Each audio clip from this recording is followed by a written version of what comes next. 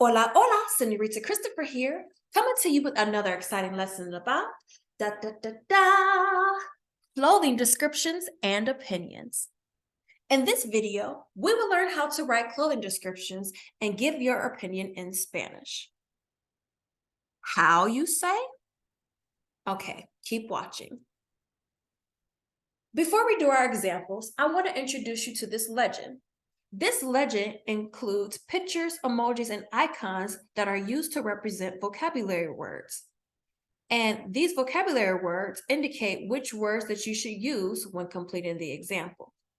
Now, I know that we may all have different opinions about the clothing items that we'll see in the picture, but for the sake of uniformity, I will prompt you with the response that I want you to say and or write so that we all have the same thing.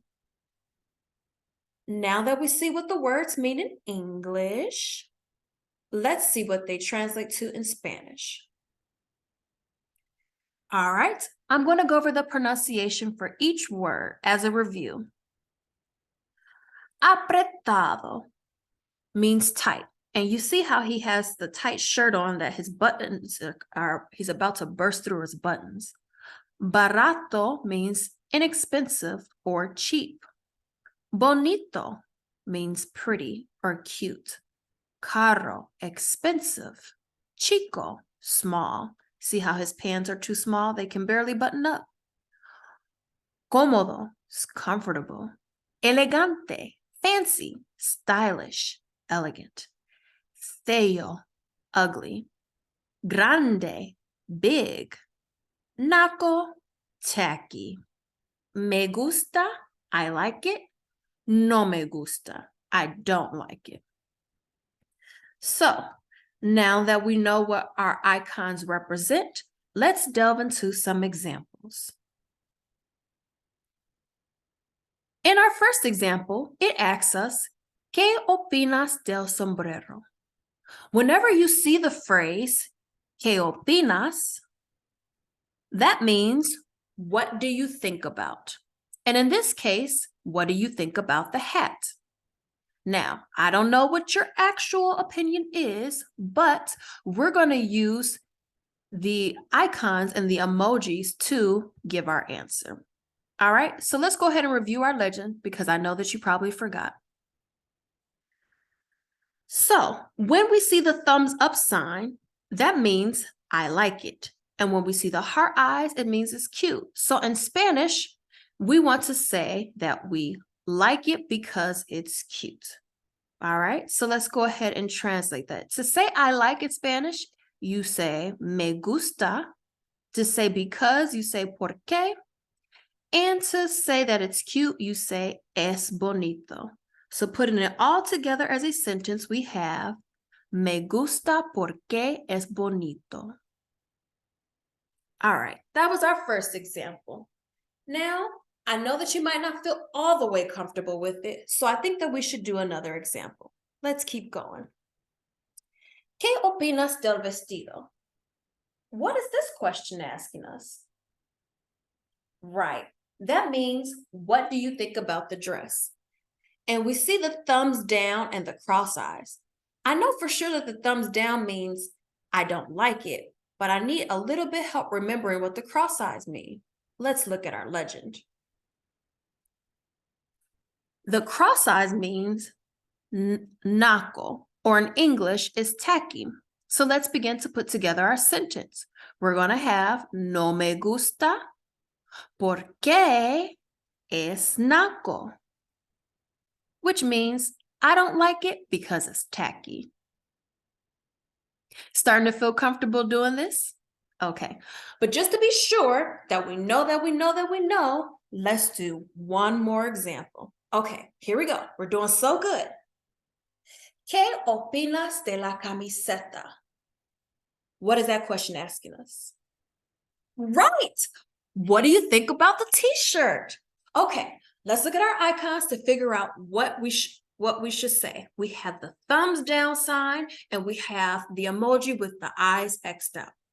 Okay, I don't want to just tell you the answer. I want to see if you can get it on your own. So press pause on the video, write down your answer and or say it, And then when you're ready, press play to see if you got it right. All right, time to reveal our answer. And our answer is, no me gusta porque es fea. If you wrote that, you got it correct. Yay! Now, I do want to point your attention to one thing. Right here on this word fea, in our legend, it's feo, but in our sentence, it's fea. Why is that, you ask? Well, in Spanish, whenever an adjective is describing a word, it has to agree with the word that it's describing. And in this example, we're describing the t-shirt, which is camiseta. Camiseta ends in an A, making it a feminine word. So now our adjective must be modified to agree with the noun. And so we had to change the O to A so that they both end in A. Now, we don't have to do this all the time. In our previous examples, we didn't have to modify the adjective. It's only when the word is feminine do we need to modify the adjective. And it's typically the adjectives that end in O that have to be changed to A.